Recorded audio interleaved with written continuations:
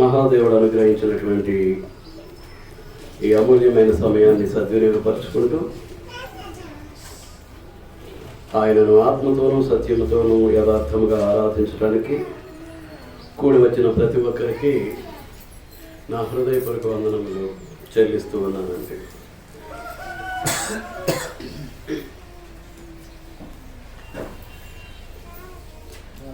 నేను గత పాఠాన్ని ఒకసారి మీకు సమీక్షించబోతూ ఉన్నాను. ఏం చేద్దామంటే మధ్యలో ఒక వారం గ్యాప్ వచ్చింది కాబట్టి మీకు ఒకసారి జ్ఞాపకం చేస్తూ ఉన్నాను.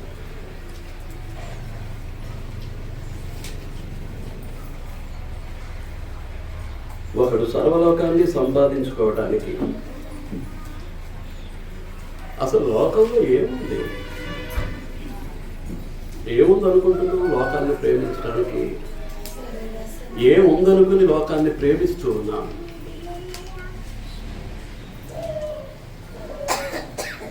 సర్వజ్ఞుడైనటువంటి దేవుడైతే యోహాను రాసినటువంటి మొదటి పత్రిక 2వ అధ్యాయం 15వ వచనం నుంచి చూస్తే, ఈ లోకమునైనను లోకములో ఉన్న వాటినైనను ప్రేమింపకుడి, ఎవడైనను లోకమును ప్రేమించిన యెడల తండ్రి ప్రేమ వానిలో ఉండదు.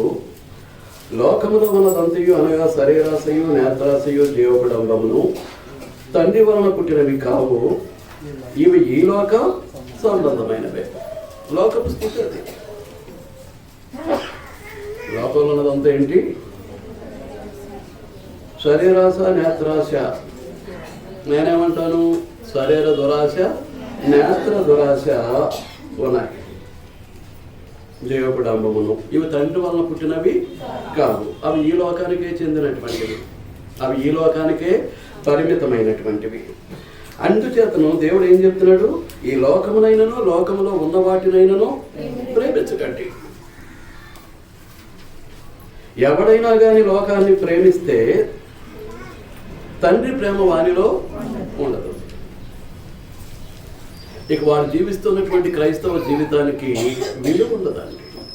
తండ్రి ప్రేమ లేనటువంటి జీవితాల్లో లోక ప్రేమ నిండి ఉంటుంది కాబట్టి, లోక ప్రేమ నిండినటువంటి హృదయాలు కలిగిన వారి క్రైస్తవ జీవితానికి విలువ ఉండదండి.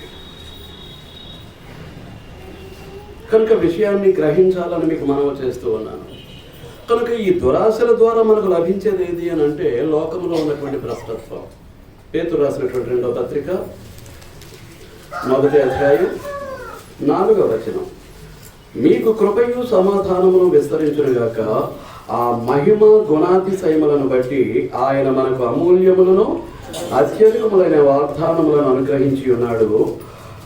దురాశను అనుసరించటం వలన లోకమందు ఉన్నటువంటి భ్రష్టత్వమును ఈ వాగ్దానముల మూలముగా తప్పించుకొని, ఈ దురాశను అనుసరించటానికి నేత్ర దురాశ, శరీర దురాశ, జీవకుడంబము, వీటిని అనుసరించటం వలన మనం ఎక్కడికి పడిపోతున్నాము అని అంటే, లోకంలో భ్రష్టత్వం నిండిపోయింది. లోకంలో భ్రష్టత్వంలోనికి పడిపోతున్నాం. భ్రష్టత్వం అనేది అర్థం ఏంటి అని అంటే, పనికిమాలిన స్థితి. అతడు దేవునికి ఉపయోగపడ్డు, అటు లోకానికి ఉపయోగపడ్డు, ఇటు దేవుని రాజ్యమైనటువంటి క్రీస్తు సంఘానికి ఉపయోగపడ్డు, తన కుటుంబానికి ఆత్మ సంబంధమైనటువంటి విధానంలో దేనికి పనికిరాడు. పోనీ తనకైనా పనిచేస్తాడు అని అంటే, తనకు తాను కూడా పనికిరానటువంటి జీవితం, భ్రష్టమైనటువంటి బ్రతుకు. కనుక ఈ లోక దురాశలను అనుసరించటం వలన మనం పడిపోయేది ఎక్కడ అని అంటే, ఎక్కడనమాట లోకంలో ఉన్నటువంటి భ్రష్టత్వంలో. కనుక భ్రష్టత్వాన్ని తప్పించుకోవాల్సినటువంటి బాధ్యత మన మీద ఉందండి. భ్రష్టత్వాన్ని తప్పించుకోవాల్సినటువంటి బాధ్యత మన మీద ఉంది. లోకంలో ఉన్నటువంటి భ్రష్టత్వాన్ని మనం తప్పించుకోవాలి అని అంటే, మనం ఏం చేయకూడదు అన్నమాట అండి, ఈ లోకంలో ఉన్నటువంటి దురాశల జోలికి మనం వెళ్ళకూడదు. మీకు అర్థమవుతుందా? ఈ దురాశలన్నిటికీ మూల కారణాలు మనలో ఉన్నటువంటి ఇంద్రియాలు, పంచేంద్రియాలు. అవి కన్ను కావచ్చు, చెవి కావచ్చు, నోరు కావచ్చు, శరీరం కావచ్చు. ఈ ఇంద్రియాలు ఏం చేస్తూ ఉంటాయి? చూడకూడదు దాన్ని చూడటానికి కన్ను ఆశపడుతూ ఉంటే, వినకూడదు దాన్ని వినటానికి చెవి కోరుకుంటూ ఉంటే, మాట్లాడకూడదు దాన్ని మాట్లాడటానికి నోరు ఆశిస్తూ, తినకూడదు దాన్ని తినడానికి, త్రాగకూడదు దాన్ని త్రాగటానికి నోరు తహతహలాడుతూ ఉంటే, ఈ శరీరం అనుభవించకూడనటువంటి సుఖ సౌఖ్యాలను అనుభవించడానికి శరీరం ఊరుతూ ఉంటే ఏం జరుగుతూ ఉంటుంది అన్నమాట? మనం ఖచ్చితంగా లోకంలో ఉన్నటువంటి భ్రష్టత్వంలో పడిపోతాం ఈ దురాశల వలన. అంచేత మనం చాలా జాగ్రత్తగా వివేచించుకుని మన జీవితాన్ని క్షణక్షణము కూడా ముందుకు నడిపించుకోవడానికి మనం ప్రయత్నం చేయాల్సినటువంటి బాధ్యత ఉంది. అంతేకాదు, మన శరీరానికి అవయవాలు ఉన్నాయి. మన శరీరానికి వివిధమైనటువంటి అవయవాలు ఉన్నాయి. కానీ ఈ అవయవాలకు ఏం చేస్తూ ఉంటామంటే భూమి మీద ఉన్నటువంటి అవయవాల్ని జోడించుకుంటూ ఉంటాం. మీకు అర్థమవుతుందా అండి? శరీరంలో అవయవాలు ఉన్నాయి, వాటి క్రమం చొప్పున పని చేస్తూ ఉండగా మన యొక్క అనుదిన చర్యను మనం కొనసాగించుకుంటూ ఉంటాం. వాటితో పాటు ఏం చేస్తూ ఉంటాం అన్నమాట? ఏం చేస్తూ ఉంటాం? ఈ భూమి మీద ఉన్నటువంటి అవయవాలను కూడా ఎక్స్ట్రా తగిలించుకోవడానికి ప్రయత్నం చేస్తాం. అమ్మ చూడండి, బాబు వెనక ఎత్తులో కూర్చున్నాడు, కొంచెం కింద కూర్చోమనండి. అవేంటి అని మనం ఆలోచన చేస్తే, కొలస్సీలకు రాసిన పత్రిక 3వ అధ్యాయం. మీకు పాత పాఠం జ్ఞాపకానికి వస్తూ ఉన్నదని నేను భావిస్తూ ఉన్నాను. 3వ అధ్యాయం 5వ వచనం. కావున భూమి మీదనున్న మీ అవయవములను, భూమి మీద ఏమున్నాయి? మన శరీరంలో అవయవాలు ఉన్నాయి. భూమి మీద వాటిని పట్టుకొచ్చి ఏం చేస్తున్నాం అని అంటే అవయవాలుగా తగిలించుకుంటూ ఉన్నాం. అవయవాలుగా తగిలించుకుంటున్నామంటే దాని అర్థం ఏంటి? ఈ అవయవాలు సరిపోవట్లేదు, అవి కూడా మాకు కావాలి. కానీ అవి ఎక్కడ నడిపిస్తున్నాయంటే మనల్ని పాపము ద్వారా మరణంలోనికి మనల్ని నడిపిస్తూ ఉన్నాయి. ఏంటి అవయవాలను మనం చూస్తే, అనగా కావున భూమి మీద ఉన్న మీ అవయములను, అనగా జారత్వమును, అపవిత్రతను, కామోత్తరతను, దురాశను, విగ్రహారాధన అయిన ధనాపేక్ష, ఇవి మనం తగిలించుకునేటటువంటి భూమి మీద ఉన్నటువంటి అవయవాలు. దేవుడు మన కొరకు నియమించినటువంటి అవయవాలు కాదు. మన కొరకు నియమించినటువంటి అవయవాలు ఆల్రెడీ ఆ శరీరంలో పెట్టేసి మానవ సృష్టిని ఆయన చేశాడు. కానీ ఇవి కావాలి అని మనం ఏం చేస్తున్నామని అంటే భూమి మీద ఉన్నటువంటి పాప సంబంధమైనటువంటి, మరణ సంబంధమైనటువంటి అవయవాలను తీసుకొచ్చి ఏం చేస్తున్నాం? ఈ శరీరానికి తగిలించుకుంటూ ఉన్నాం. ఘోరమైనటువంటి పరిస్థితి. భూమి మీద ఉన్నటువంటి అవయవాలు క్రైస్తవులు ధరించుకోవాల్సినటువంటి అవయవాలు కావాలి. ఇంకా మనం దాన్ని కొనసాగించాలి అంటే ఎఫెసీ పత్రిక 5వ అధ్యాయం. అపోస్తలుడైన పౌలు ఎఫెసీయులకు రాసిన పత్రిక 5వ అధ్యాయం 3వ వచనం నుంచి, మీలో జారత్వమే గాని, ఏ విధమైన అపవిత్రతయే గాని, లోకత్వమే గాని, వీటి పేరైనను ఎత్తకూడదు. ఇది పరిశుద్ధులకు తగినది. వాటి పేరు కూడా ఎత్తకూడదటండి. వాటి పేరు కూడా ఎత్తకూడదు. అటువంటి వాటిని ఏం చేస్తున్నాం? అవయవాలుగా ధరించుకుంటూ ఉన్నాం. పేరు కూడా ఎత్తడానికి, ఉచ్చరించడానికి వీలు లేనటువంటి వాటిని పట్టుకొచ్చి మన శరీరానికి అవయవాలుగా తగిలించుకుంటూ ఉన్నాం. ఇంకా మనం చూస్తే, కృతజ్ఞతావచనమే మీరు ఉచ్చరింపవలను కానీ మీరు బూతులైనను, పోకిరి మాటలైనను, సరసోక్తులైనను ఉచ్చరింపకూడదు. ఇవి మీకు తగవు. ఇంకా కొనసాగిస్తున్నాను. వ్యభిచారి అయినను, అపవిత్రుడైనను, విగ్రహారాధికుడై ఉన్న లోభి అయినను, క్రీస్తు యొక్కయు దేవుని యొక్కయు రాజ్యమునకు హక్కుదారుడు కాడున సంగతి మీకు నిశ్చయముగా తెలియదు. నేను కొత్తగా ఏం చెప్పట్లా.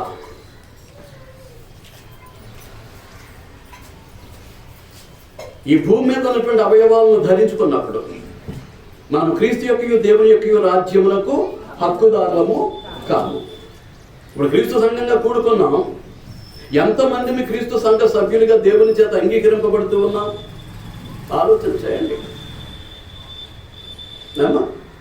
ఎంతమందిని దేవుని చేత క్రీస్తు సంఘ సభ్యులుగా లేక దేవుని రాజ్య పౌరులుగా, క్రీస్తు పరిపాలించేటటువంటి ఆ రాజ్య పౌరులుగా దేవుని చేత గుర్తింపబడుతున్నాం? అది నేను వేసేటటువంటి ప్రశ్న. నాకు నేనుగా అయితే నేను ఓకే చెప్పేస్తాను. నేను క్రీస్తు సంఘ సభ్యుడిని, దేవుని రాజ్య పౌరుల్ని, ఆ క్రీస్తు పరిపాలన కింద ఆయన సర్వాధికారానికి లోబడినటువంటి వాడిని నేను చక్కగా చెప్పేస్తానండి. కానీ నేను చెప్పిన దాన్ని దేవుడు అంగీకరిస్తున్నాడా? దేవుడు అంగీకరించకపోతే ఇది వ్యర్థం. మనం చెప్పుకున్నంత మాత్రాన అది నిజం కాదు, వాస్తవం కాదు. మనం చెప్పిన దాన్ని దేవుడు అంగీకరిస్తే అది వాస్తవం. అంచేత మనకిచ్చిన అవయవాలేవో ఇచ్చాడు. ఆ ఇచ్చిన వాటిలోనే పంచేంద్రియాలు, జ్ఞానేంద్రియాలు మనకు అనుగ్రహించాడు. ఈ ఇంద్రియాలకు ఏం చేశాడు? నిగ్రహ శక్తిని ఇచ్చాడు. ఇంద్రియాలు నిగ్రహించుకునేటటువంటి శక్తిని ఇచ్చాడు. ఇవే మనల్ని మోసం చేస్తున్నాయి. ఏవి? కళ్ళు, చెవి, నోరు, శరీరమే మనల్ని మోసం చేస్తుంది. వీటికి తోడు ఇంకా లోకంలో ఉన్నటువంటి భూమి మీద ఉన్నటువంటి అవయవాలను కూడా తెచ్చుకుని తగిలించుకుని క్రీస్తు యొక్క దేవుని యొక్క రాజ్యములకు హక్కుదారులు కాకపోవడం అనేటటువంటిది ఎంతటి దౌర్భాగ్య స్థితితో ఈ రోజున దేవుని కుమారులుగా కుమార్తెలుగా పిలువబడటానికి ఇష్టపడుతున్నటువంటి మనము ఆలోచించుకోవాల్సినటువంటి అవసరత మన మీద ఉంది.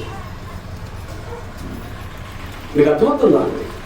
దానికి తోడు ఏంటి అని అంటే ఈ జేపో చాపల్యం. ఏంటండి? జేపో చాపల్యం. ఒకడికి పొగ రుచి, వాడికి ఏంటండి ఊరిగా పీలుస్తూ ఉంటాడు, దాని టేస్ట్ ఏం చేస్తూ ఉంటాడు? అనుభవిస్తూ ఉంటాడు. ఇక అది కాలిస్తే వచ్చే పొగ నాకు సరిపోవట్లేదు కాబట్టి డైరెక్ట్గా దాన్నే ముక్క కడప కొడుకుని బొక్కను పెట్టుకుని కషాయాన్ని మింగుతూ ఉంటానని దాన్ని మింగుతూ ఉంటాడు మరొకడు. దాన్ని బయటికి తీసేసరికి నోట్లో నుంచి ఆ చివరి ఎంత నలిగిపోయి ఉంటుందో తెలిసిన కొంతమంది నోట్లోది తెగనవలేస్తూ ఉంటాడు. దానికి అందులో ఉన్నటువంటి ఆ 4000 కెమికల్స్ని ఎలాగా మింగేస్తూ ఉంటాడు అనమాట. ఆ శరీరాన్ని దేవునికి ఆలయంగా ఉండకుండా సర్వనాశనం చేసేసుకుంటూ ఉంటాడు. అది డైరెక్ట్గా వాడబట్టం కాదు, నేను కొంచెం మోడర్న్గా వాడతానని ఏం చేస్తాడు? గొట్కాలు, ఖైనీలు, పాన్ పరాగులు, పాన్ మసాలాలు ఇటువంటి వాటిని కొంచెం స్టైల్గా,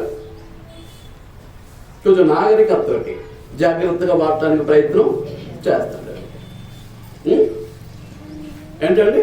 ఒకడు బొగ్గలు పెట్టుకుంటాడు, ఒకడేమో గల్లా తెరుస్తాడు, కింద పెదవి దాంట్లో పెట్టుకుంటుంటాడు, పెట్టుకుని ఏదో తేలిపోతూ ఉంటాడు. కానీ వాస్తవానికి ఆ పొగ కానీ ఈ పొగకు కానీ లేకపోయినట్లయితే కొన్ని మత్తు పదార్థాలు మనం చూసాం. సృష్టిని సాతాను వ్యర్థపరిచినటువంటి ఆ వ్యర్థతలోనికి ఆ సాతాను యొక్క ఆలోచన బట్టి ఆ బ్రతికి అలవాటు పడిపోయినటువంటి వారు ఏం చేస్తున్నారు? వాటిని త్రాగటానికి ప్రయత్నం చేస్తున్నారు. ముంజిగాయ కానీ తాటికాయ కానీ కనిపించకుండా, ప్రజల ఆకలి తీర్చబడకుండా, ప్రజలకు ఆరోగ్యాన్ని ఇవ్వకుండా ఏం చేస్తున్నాడు? దాన్ని తగ్గొస్తే అది పోసిన దాన్ని తాగుతూ ఉన్నాడు, కళ్ళు అంటున్నాడు. అలాగే సెకండ్ క్వాలిటీ బెల్లం, లేకపోతే మొలాసిస్, షుగర్ ఫ్యాక్టరీలో తయారు చేసిన మొలాసిస్, వీటిని తీసుకెళ్ళి ఏం చేస్తున్నాడు? సారా కాస్తున్నాడు. ఇది రెండవది. అలాగే ద్రాక్ష పండును తీసుకుంటున్నాడు, బ్రాందీ, విస్కీ, రమ్ము, జిన్ ఇటువంటివన్నీ కూడా తయారు చేస్తున్నాడు. ఇవన్నీ కూడా దేవుడు ఆహారంగా ఇచ్చాడు మనకి. ఆహారంగా ఇవ్వలేదు. యెషయా గ్రంథం 55వ అధ్యాయం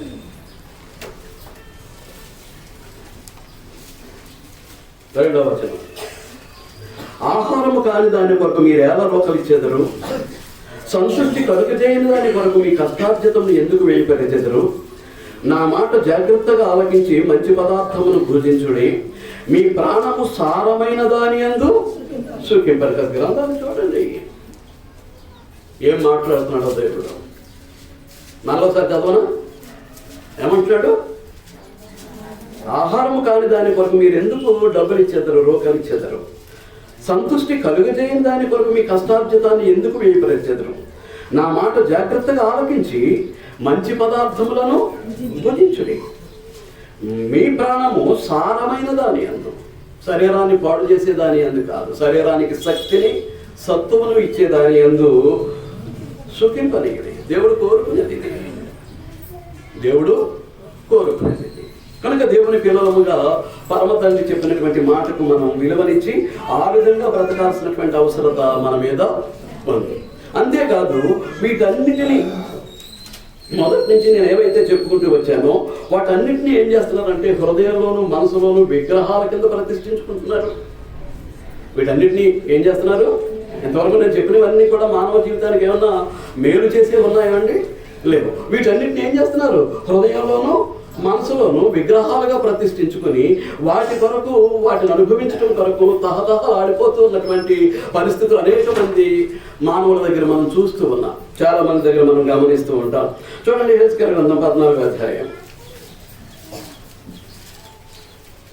యెహెజ్కేలు గ్రంథం 14వ అధ్యాయం 3వ వచనం. నరపుత్రుడా, ఈ మనుష్యులు తమ హృదయములలో విగ్రహములను నిలుపుకొని దోషము పుట్టించు అభ్యంతరమును తమ ఎదుటనే పెట్టుకుని ఉన్నారు. వీరు నా యొద్ద ఏమైనా విచారణ చేయదగున. హృదయంలో ఏమున్నాయటండి? విగ్రహాలు. ఇంతవరకు మనం ఏవైతే దురలవాట్లు, చెడలవాట్లు, వ్యసనాలకు సంబంధించినటువంటి వాటిని భూమి మీద ఉన్నటువంటి అవయవాలుగా మనం పరిశీలన చేశామో, వాటన్నిటిని ఏం చేస్తున్నారు? అవి బయట అవయవాలుగా ధరించుకోవటమే ఘోరమైనటువంటి పాపానికి మూలాలు అయితే, ఇప్పుడు ఏం చేస్తున్నారు? హృదయంలో విగ్రహాలుగా ప్రతిష్ఠించుకుంటున్నారు, మనసులోనూ కూడా విగ్రహాలుగా ప్రతిష్ఠించుకుంటున్నారు. చూడండి 4వ వచనం. కావున నీవు వారికి సంగతి తెలియజేసి ఇలాగూ చెప్పుము. యెహెజ్కేలు ప్రవక్తతో దేవుడు మాట్లాడుతున్నాడు. ప్రభువైన యెహోవా సెలవిచ్చినది ఏమనగా, తమ విస్తారమైన విగ్రహములను బట్టి తమ మనస్సున విగ్రహములను నిలుపుకొని తమకు దోషము కలుగజేసుకొని తమ ఎదుట అభ్యంతరమును పెట్టుకొని ప్రవక్త యొద్దకు వచ్చు ఇశ్రాయేలీయులందరూ కొనసాగిస్తూ ఉన్నారు. ఆ తమ విగ్రహముల మూలముగా నాకు అన్యులైంది. తమ విగ్రహాల మూలంగా ఏమయ్యారు? నాకు కుమారులు కుమార్తెలు అవ్వాల్సినటువంటి వారు ఇప్పుడు ఏమవుతున్నారు? నాకు అన్యులు అవుతున్నారు. వారు ఎవరో నేను తెలియనటువంటి పరిస్థితుల్లోనికి వెళ్ళిపోతున్నారు. అందులో ఉన్నది ఏంటి? విగ్రహారాధనైన ధనాపేక్ష, విగ్రహారాధనైనటువంటి లోభత్వం, ధన వ్యామోహం, డబ్బు పిచ్చి. కనుక ఎందుచేత నొక్కి చెప్పాల్సి వస్తుంది అని అంటే, ఇది కూడా మేలు అనుకుంటున్నారండి మనుషులు. ఏది? ఈ భూమి మీద ధనాన్ని విస్తారంగా సంపాదించుకోవటం, శరీర సంబంధమైనటువంటి సుఖాన్ని కొనుక్కుని అనుభవించడం అనేటటువంటిది కూడా మేలు అని భావిస్తున్నారు. కాబట్టి నేను కాస్త స్ట్రెస్ చేయాల్సినటువంటి పరిస్థితి ఏర్పడుతుంది. నేను త్రాగట్లేదు, గుట్కాలో కైనీలు నవ్వట్లేదు, పొగ త్రాగట్లేదు, ఇలాగూ సరిపెట్టేసుకుని ఈ డబ్బు పిచ్చిలో జీవితాలు నడిపించుకోవడానికి ప్రయత్నం చేసేవారు కూడా దేనికి?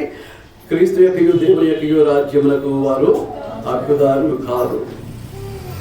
వాటిని హృదయంలో ఏం చేస్తున్నారు? మనసులో ఆ ధన వ్యామోహాన్ని, ఆ లోభత్వాన్ని, ఆ ధనాపేక్షను ఏం చేస్తున్నారు? విగ్రహాలుగా ప్రతిష్ఠించుకుని వాటికి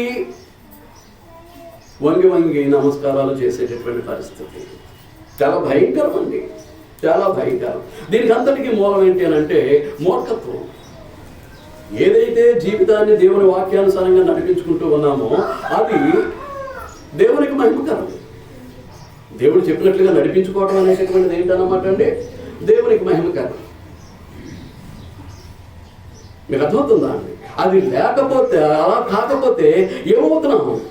వాక్యాన్ని పక్కన పెట్టి మన యొక్క ఉద్దేశాల చొప్పున, మన దృక్పథాల చొప్పున, మన యొక్క ఆలోచన చొప్పున, మన యొక్క నిర్ణయాల చొప్పున, మన యొక్క తీర్మానాల చొప్పున మనం అనుకున్న దాని ప్రకారం జీవితాన్ని నడిపించుకుంటే దాని ఏమవుతుంది అన్నమాట? మూర్ఖత్వం. అటువంటి వాళ్ళందరూ మూర్ఖులు. వాక్యాన్ని పక్కన పెట్టి జీవితాన్ని వాళ్ళ ఇష్టానుసారంగా నడిపించుకునే వాళ్ళందరూ కూడా ఎవరండి చెప్పాలి? ఎవరు? మూర్ఖులు.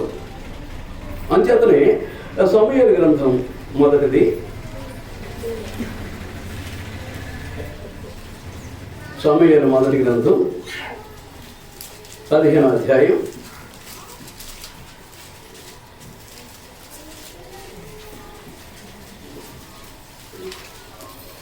23వ వచనం. 15వ అధ్యాయం 23వ వచనం. నేను 22 నుంచి చదువుతున్నాను. అందుకు సమూయేలు, తాము సెలవిచ్చిన ఆజ్ఞను ఒకడు గైకొనుట వలన యెహోవా సంతోషించున్నట్లు ఒకడు దహన బలులను అర్పించుట వలన ఆయన సంతోషించున? ఆలోచించుము. బలులు అర్పించుట కంటే ఆజ్ఞ గైకొనుటయు, పొట్టేళ్ల కొవ్వు అర్పించుట కంటే మాట వినుటయు శ్రేష్టము. తిరుగుబాటు చేయుట సోది చెప్పుటైన పాపముతో సమానము. మూర్ఖతను అగుపరచుట మాయా విగ్రహము గృహదేవతలను పూజించుటతో సమానము. అది కదా మూర్ఖత్వం. దేవుడు చెప్పినట్లుగా నడవరు. కేవలం ఏంటంటే ఒక ఆచారంగాను సంప్రదాయంగాను మేము బాప్తిసం పొందేసాం, మునిగేసేసాం కాబట్టి వెళ్ళి వచ్చేస్తే గొడవ వదిలిపోద్ది అనేటువంటి భావనతో వచ్చి కూర్చుంటారు. ఆమె అనగానే వెళ్ళిపోతారు. ఇక్కడ జరిగే కార్యక్రమంతో కానీ, ఇక్కడ ఉన్నటువంటి పరిస్థితులతో కానీ, ఇక్కడ బోధింపబడేటటువంటి దేవుని వాక్యం ఏ సంబంధం ఉండదండి. ఆమె అనగానే పోతారు, అందులో పడిపోతారు. ఎందులో? లోకంలో పడిపోయి ఏం చేస్తారనమాట? మళ్ళా వచ్చే ఆదివారం వరకు గిల గిల గిల గిల గిల అందులో కొట్టుకుంటారు. మళ్ళీ ఆదివారం తయారు. మళ్ళీ ఆదివారం తయారు, మళ్ళీ మధ్యలో బైబిల్ తరగతులు ఉండవు, ఇతర కార్యక్రమాలకు హాజరు కారు. ఒకవేళ హాజరైన దేవుడు అక్కడ ప్రబోధించబడేటటువంటి దేవుని వాక్యానికి ప్రాధాన్యతను ఇవ్వరు. ఏదో వినేసాం వెళ్ళిపోయాం అనుకుంటారు అంతే. ఇప్పుడు అనేకులు రాసుకుంటూ ఉంటారు, ఆ పేపర్ల మీద ఉంటాయి కానీ హృదయంలోనికి అది రా. జీవితాల్లో నెరవేర్చబడతారు. ఎక్కడి వరకు ఉంటుంది? బైబిల్లో ఎలాగో ఉంటుంది, దాన్ని మళ్ళీ ఒక పాఠం రూపంలో పేపర్ల మీద రాసుకుంటారు. అది అక్కడితోటే పరిమితం, దేనికి పనికిరాదు అన్నమాట అండి. హృదయంలోకి వచ్చి ఆచరణయోగ్యంగా దాన్ని మలుచుకోవటం అనేటటువంటిది వారికి అసాధ్యం, వారి వల్ల కాదండి. అటువంటి వారి కొంతమంది, ఇలాంటి వారందరూ కూడా ఎవరన్నమాట? మూర్ఖులు. ఇలాంటి వారందరూ ఎవరు? వాళ్ళ లోకంలో ఉంటారు. కానీ క్రీస్తు ప్రభు యొక్క సంఘంలో, దేవుని రాజ్యంలో ఉండటం అనేటటువంటిది చాలా విచారకరం, చాలా దుఃఖకరం, చాలా బాధాకరం అండి. నాలాంటి దేవుని సేవకునికి ఏమి పట్టించుకునేవాడికి గొడవ లేదు, ఏమి పట్టించుకునే వాడికి గొడవ లేదు. వచ్చేదే చూసుకుంటాడు తప్ప ఇక వాళ్ళకి ఇచ్చేది దాని గురించి పట్టించుకునే పరిస్థితులు ఉండవు. కానీ నేను అటువంటి వాడిని కాదు. నన్ను నేను రక్షించుకుని నా బోధ వినేవారిని కూడా రక్షించుకోవాలి అనేటువంటి తపనతో జరిగేటటువంటి సేవ తప్ప ఇది ఏదో సంఘాన్ని దేవుని అడ్డు పెట్టుకుని నేను ధనాన్ని సంపాదించుకోవాలని, నేను సుఖపడాలని, లేకపోతే నా పిల్లలకు నేను ధనాన్ని సమకూర్చి పెట్టాలనేటటువంటి తలంపుతోటి దేవుని సేవకు వచ్చినటువంటి వాడిని కాదు. మీరు విషయాన్ని గమనించాలని మేము నమ్ముచున్నాను. ఈ పాఠాన్ని నేను గతంలో చెప్పడం జరిగింది. కానీ ఇలాంటి జీవితాన్ని జీవించడం ద్వారా ఫలితం ఏంటి? ఎలాంటి ఫలితాన్ని పొందబోతున్నాం? మనం చదివాం ఒక వచనాన్ని. యాకోబు ఏమంటున్నాడు? లోకముతో స్నేహము, దేవునితో వైరము, రెండు శత్రుత్వము. లోకంతో స్నేహం ఏంటంట? దేవునితో విరోధం. వైరం అంటే అర్థం ఏంటి? విరోధం. రెండోది శత్రుత్వం. చూడండి, యాకోబు రాసినటువంటి పత్రిక 4వ అధ్యాయం 4వ వచనం చదువుతున్నాను. వ్యభిచారులారా, దేవుడు కావాలి, సాతాను కావాలి. ఏమండి? పరలోకము కావాలి, ఈ లోక సుఖము కావాలి, ఆత్మ సంబంధమైనటువంటి ఆశీర్వాదము కావాలి, శరీర సంబంధమైనటువంటి ఆనందము కావాలి. ఇటువంటి వారందరూ ఎవరన్నమాట? ఈ ద్వంద్వ వైఖరి కలిగినటువంటి వారు, ద్విమనస్తత్వం కలిగినటువంటి వారందరూ కూడా ఎవరు? వ్యభిచారులు. వ్యభిచారులు, ఆత్మ సంబంధమైనటువంటి వ్యభిచారులు. దృష్టి శరీరం మీదకు మళ్ళింది, దృష్టి లోకం వైపుకు మళ్ళింది, దృష్టి లోక సుఖం వైపుకు వెళ్ళింది అని అంటే ఖచ్చితంగా వాళ్ళు ఎవరన్నమాట? వ్యభిచార దృష్టి కలిగినటువంటి వారు. వ్యభిచార దృష్టి కలిగినటువంటి వారు. వ్యభిచారులారా, ఈ లోక స్నేహము దేవునితో వైరమని మీరు ఎరుగరా? మీకు దేవుడు కావాలంటే సాతాను కావాలంటే కుదరదు. ఈ లోక ఆనందము కావాలి, పరలోక సంతోషము కావాలంటే కుదరదు. శరీరకంగా నువ్వు సుఖపడిపోవాలి, ఆత్మ సంబంధమైనటువంటి జీవితంలో కూడా దేవుని యొక్క ఆశీర్వాదాలు పొందేయాలంటే అది చాలదు. అంచేత ఏం చెప్పేస్తున్నాడు? వ్యభిచారులారా, ఈ లోక స్నేహము దేవునితో వైరమని మీరు ఎరుగరా? కాబట్టి ఎవడు లోకముతో స్నేహము చేయగోరునో వాడు దేవునికి శత్రువు. దేవునికి శత్రువై మనం సాధించేది ఏంటండి? సర్వశక్తిమంతుడు, సర్వాధికారి, సర్వంతర్యామి, సర్వజ్ఞుడు, ఆద్యంతరహితుడు. సర్వంతర్యామి అంటే అంతటా ఆవరించి ఉన్నటువంటి వాడు, విశ్వమంతటా ఆవరించి ఉన్నటువంటి వాడు. పరలోకమందును భూమి అందరూ కూడా అంతటా ఆవరించు. నువ్వు ఆయన్ని కాదని ఎక్కడికి వెళతావు? ఆయన కాదని హృదయ తలంపులను అన్వేషించేటటువంటి దేవుని సన్నిధిలో పాపాన్ని, దోషాన్ని, అపరాధాన్ని హృదయంలో ఎంతవరకు దాచిపెడతావు? ఆయనకు తెలీదా? నీ పాపపు తలంపులేంటో, నీ పాపపు కోరికలేంటో, హృదయంలో నీ పాపపు భావ ప్రేరణ ఏంటో దేవునికి తెలీదా? తెలుసు. నీ మనసులో ఉన్నటువంటి పాపపు ఆలోచనలు ఏంటో ఆయనకు తెలీదా? తెలుసు. నీ చూపులు ఆయనకు తెలుసు, నీ వినికిడి ఆయనకు తెలుసు, నీ మాటలు ఆయనకు తెలుసు, నీ ఆహార పానీయాలు ఆయనకు తెలుసు, నీ జీవన ప్రవర్తన మొత్తం ఆయనకు తెలుసు. నీ జీవన విధానం అంతా ఆయన గమనిస్తూ ఉన్నాడు. ఆయన సర్వంతర్యామి, లేని చోటంటూ లేదు. అటువంటి గొప్ప దేవునిగా కలిగి ఉండి ఆయనకు మాటుగా చాటుగా ఏదో తప్పు చేస్తాను, ఏదో పాపం చేస్తాను, దేవునికి వ్యతిరేకంగా నేను ఏదో ఆనందిస్తాను అనుకుంటే అది ఆయనకి తెలియదా అంటున్నానండి. కానీ ఆ విధంగా ఏం చేస్తున్నాం? దేవునితో విరోధాన్ని పెంచుకుంటూ ఉన్నాం, దేవునితో శత్రుత్వాన్ని పెంచుకుంటూ ఉన్నాం. మన లోకానికి వేరైనటువంటి వారం, లోకం నుండి ప్రత్యేకింపబడినటువంటి వారం. ఈ సంగతిని దేవుని కుమారులుగా, కుమార్తెలుగా, పరలోక వాసులుగా, పరలోక సంబంధులుగా మనమందరము కూడా క్షణ క్షణము ఆలోచించవలసినటువంటి అవసరం ఉంది. ఈ లోకంలో, ఈ భూమి మీద జీవిస్తున్నాం తప్ప మనం భౌతికవాదులం కాదు, ఈ లోక సంబంధులు అసలే కాదు. పరలోక సంబంధిని పాడుతూ ఉంటా. నిజంగా పరలోక సంబంధి ఈ భూమి మీద బ్రతుకుతున్నానా?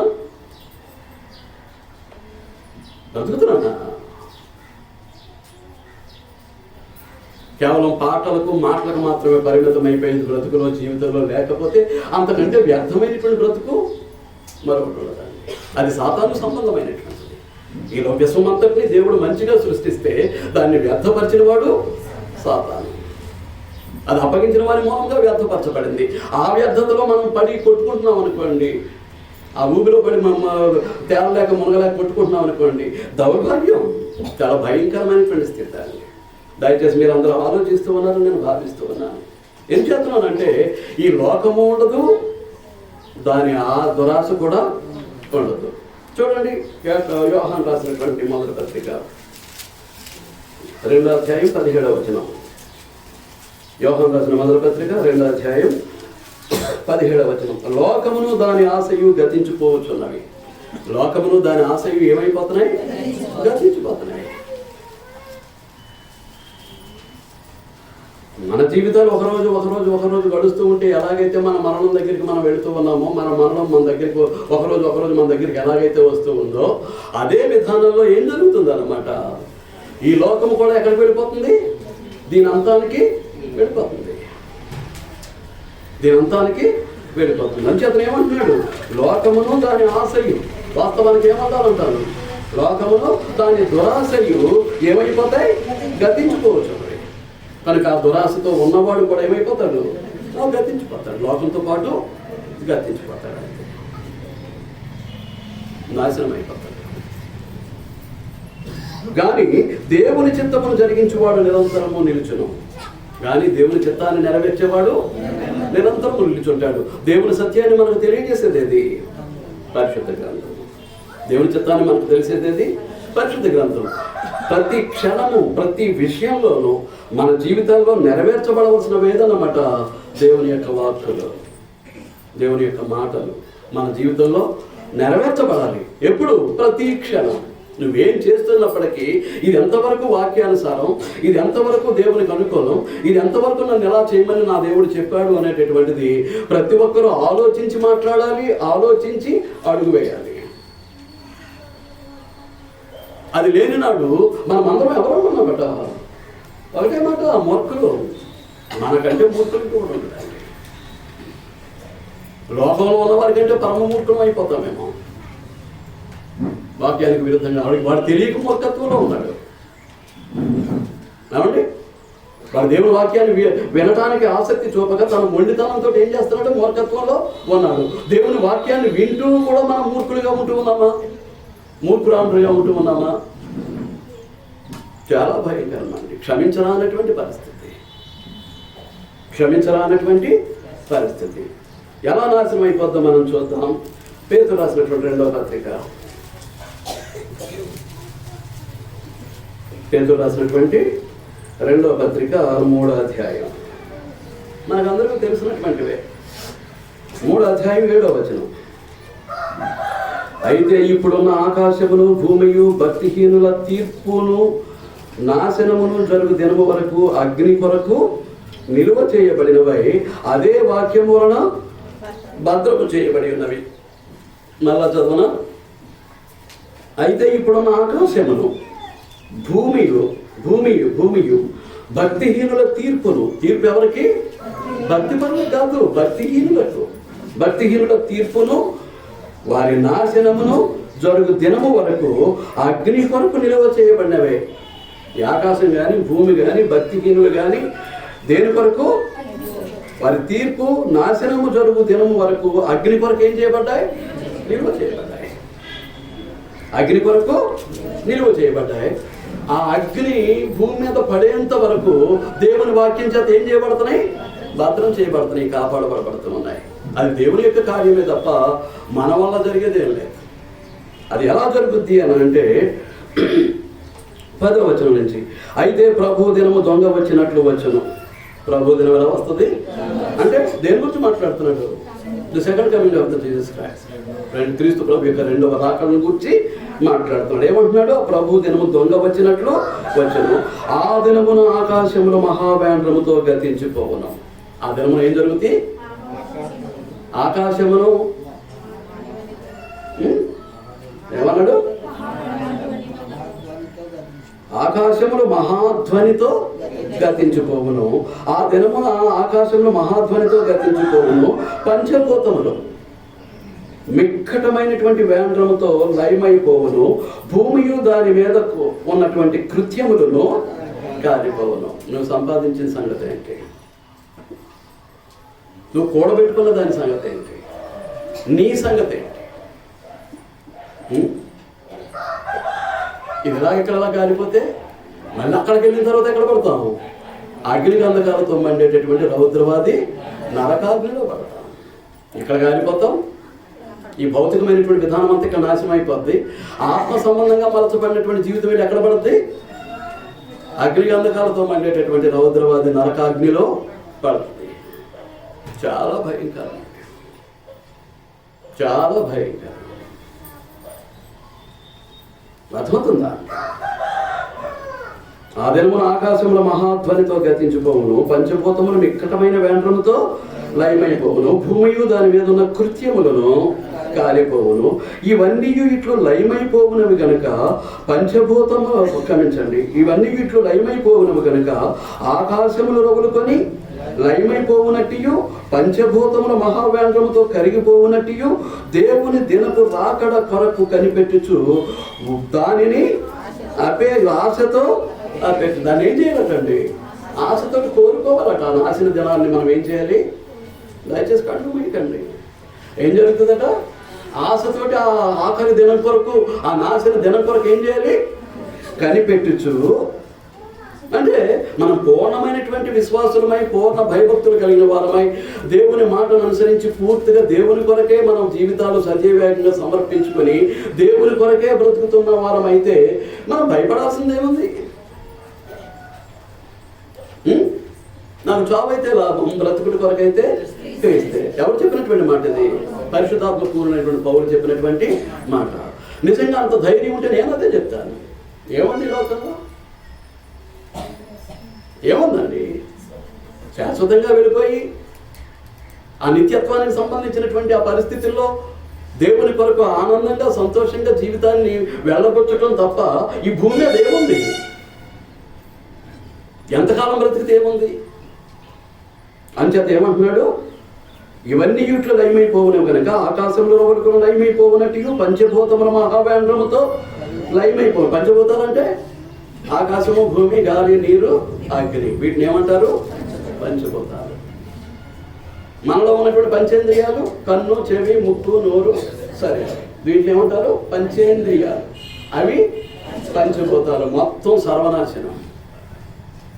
వాటి కొరకే కదా మనం బ్రతికితే లోకంలో ఉన్నటువంటి పంచభూతాల్లో ఒకరమై పంచేంద్రియాల సుఖం కొరకే కనుక మనం బ్రతికితే ఇక అంతకంటే భ్రష్టమైనటువంటి బ్రతుకు, అంతకంటే వ్యర్థమైనటువంటి బ్రతుకు, అంతకంటే పనికి మాలిన బ్రతుకు మరొకటి ఉండదు. మీరు ఆలోచిస్తున్నారు, అర్థమవుతుంది. నేను ముగించేపోతున్నాను ఇవాళ ఆత్మీయ హెచ్చరిక నేను ముగించేపోతున్నాను. కనుక దేవుని దినపు రాకడ కొరకు కనిపెట్టుచు మహావేంద్రంతో కరిగిపోవునట్టు దేవుని దినపు రాకడ కొరకు కనిపెట్టుచు దానిని ఆశతో అపేక్షించుచు కోరుకుంటూ. నిజంగా ఆత్మ సంబంధం అయితే, దైవ సంబంధం అయితే, పరలోక సంబంధం అయితే ఆ దినం త్వరగా రావాలని నేనే కోరుకుంటాను. అలాగే మనకు ప్రతి ఒక్కరూ కోరుకుంటారు. కానీ పంచభూతాల్లో మమేకమై పంచేంద్రియాల సుఖం కొరకు బ్రతికే వాడైతే దీన్ని కోరుకోలేడు. వాడి వల్ల కాదు, ఆమె వల్ల కాదు. నాకు అర్థమవుతుంది. అపేక్షించుచు మీరు పరిశుద్ధమైన ప్రవర్తనతోనూ భక్తితోనూ ఎంతో జాగ్రత్త గలవారై ఉండవలెను. ఎలా ఉండాలి? ఆ దేవుని దేవుని దినముకు రాకడ కొరకు ఆ రవులు కొనున్నటి మహావేంద్రముతో కరిగిపోయేటటువంటి ఆ దేవుని దినపు రాకడ కొరకు ఆశతోటి అపేక్షించుచు కోరుకొనుచు మీరు పరిశుద్ధమైన ప్రవర్తనతో దేంతో బ్రతకాలండి? దేంతో బ్రతకాలి? పరిశుద్ధమైనటువంటి ప్రవర్తన. అంచేత చెప్తున్నాను కదా, పరిశుద్ధత అనేది పరిశుద్ధ వాక్యం నుంచే మనకు లభిస్తుంది. నాకు ఈ తలంపు పుట్టింది, ఇది వాక్యానుసారమా కదా? నా హృదయంలో పుట్టినటువంటి నా హృదయం ఈ కోరిక పుట్టింది, ఇది వాక్యానుసారమా కదా? మనసులో పలానా సహోదరుని బట్టి భావ ప్రేరణ కలిగింది, ఇది వాక్యానుసారమా కాదా? దేవునికి ఇష్టమా కాదా? నేను ఈ చూపు చూశాను నా కంటితోటి, ఇది దేవునికి మహిమ కాదా? ఈ చెవితోటి ఇలాంటి మాట విన్నాను, ఇది దేవునికి మహిమకరమా కాదా? నోటితోటి ఇలాంటి మాట మాట్లాడాను, ఇది దేవునికి మహిమకరమా? దేవుడు మెచ్చుకుంటాడా లేదా? ఇలాంటి ఆహారాలు తిన్నాను, ఇలాంటి పానీయాన్ని తాగాను, ఇది దేవునికి మహిమకరమా కాదా? ఇలాంటి పనులు చేస్తున్నాను, ఇలాంటి నడత నడుస్తున్నాను, ఇది దేవునికి మహిమకరమా కాదా? ఈ భౌతిక జీవితంతో, ఈ భౌతిక దేహంలో నేను జీవిస్తున్నటువంటి జీవితం దేవునికి ఇష్టమా కాదా? దేవునికి అంగీకార యోగ్యమా కాదా? దేవునికి మహిమకరమా కాదా అనేటటువంటిది ఆలోచించుకుని ప్రతి క్షణంలోనూ నేను వేసే ప్రతి అడుగు, ప్రతి మాట, ప్రతి తలంపు, ప్రతి కోరిక, ప్రతి ఆలోచన ఏం చేస్తానన్నమాట? ప్రతి చూపు, ప్రతి మాట, సమస్తాన్ని కూడా ఏం చేస్తానన్నమాట అండి? నేను వాక్యానుసారంగా ఉన్నదా లేదా అనేది చూసుకుని ఏం చేస్తూ ఉంటాను? అడుగు వేస్తూ ఉంటాను. ఇక నా జీవితంలో నా ఇష్టానికి అవకాశం లేదు. ఎప్పుడైతే తండ్రి యొక్క కుమారుని యొక్క పరిశుద్ధాత్మ యొక్క నామంలోనికి నేను బాప్తిసం పొందానో, I'm coming under the authority of God the Father, God the Son and God the Holy Spirit. I'm coming under their authority, sovereign authority, వారి సర్వాధికారం కిందకి వచ్చేసాను. వారు చెప్పిందే నాకు వేదం, నా ఇష్టంతో నాకు పని లేదు. నా ఇష్టాన్ని నేను అనుకున్నాను అంటే దేవుని సంబంధిని కాదు, పరలోక సంబంధిని కాదు, ఆత్మ సంబంధిని కాదు. నా ఇష్టం అనుకుంటే నా దగ్గర ఏం లేదు. ఇక నేను ఏం చేసినా వారి అధికారం కిందకు వచ్చేసాను. వారి నామంలో నేను బాప్తిసం పొందాను కనుక వారి అధికారం కిందకు వచ్చేసాను కనుక వారు ఏదైతే నాకు సెలవిస్తూ ఉంటారో గ్రంథము ద్వారా, దాన్నే నేను చేస్తాను, దాన్నే నేను మాట్లాడతాను, దాన్నే నేను తలుస్తాను, దాన్ని గురించి ఆలోచన చేస్తాను. దాని ప్రకారమే నా బ్రతుకుని దేవుని మహిమ కొరకు నడిపించుకుంటాను తప్ప నా ఇష్టానుసారంగా మాత్రం నేను ఒక్క అడుగు కూడా వేయను, ఒక మాట కూడా నేను మాట్లాడను. ఈ స్థాయికి ఎప్పుడైతే వస్తామో అప్పుడు మనం ఏం చేస్తాం అన్నమాట అండి? మనము పరిశుద్ధమైనటువంటి ప్రవర్తనతో, భక్తితో ఎంతో జాగ్రత్త గలవారమై ఉంటూ ఉన్నాం అన్నమాట. ఎంతో జాగ్రత్త కాదు, ఏమంటాడు అక్కడ? ఎంతో జాగ్రత్త, ఎంతో జాగ్రత్త. ఎంత జాగ్రత్త వహిస్తున్నామో మీరు ఆలోచన చేయండి. మన ఆత్మ సంబంధమైనటువంటి జీవితంలో మనం ఎంత జాగ్రత్త వహిస్తున్నామో ఆలోచన చేయండి. డబ్బు సంపాదన కొరకు జాగ్రత్త వహిస్తాం, వెండి బంగారాల సంపాదన కొరకు జాగ్రత్త వహిస్తాం, ఇండ్లు సంపాదించుకోవడానికి జాగ్రత్త వహిస్తాం, భూములు సంపాదించుకోవడానికి జాగ్రత్త వహిస్తాం. ఈ మధ్య ఆరోగ్యం కొరకు ఎంతో జాగ్రత్త వహిస్తూ ఉన్నాం. గమ్ము చచ్చిపోతామేమో భయం, ఇంకెలా ఉండిపోతాం అనుకుంటారో ఏమో, గమ్మున చచ్చిపోతామని భయంతో ఆరోగ్య విషయం ఎంత జాగ్రత్త అండి. మరి అలాంటిది దేవుని కొరకు బ్రతకటం అక్కర్లేదా అండి? మన పరిశుద్ధతను మనం కాపాడుకోవటం అక్కర్లేదా అండి? మన భక్తిని మనం కాపాడుకోవటం అక్కర్లేదా అండి? కావాలన్నా అక్కర్లేదా అంటారా?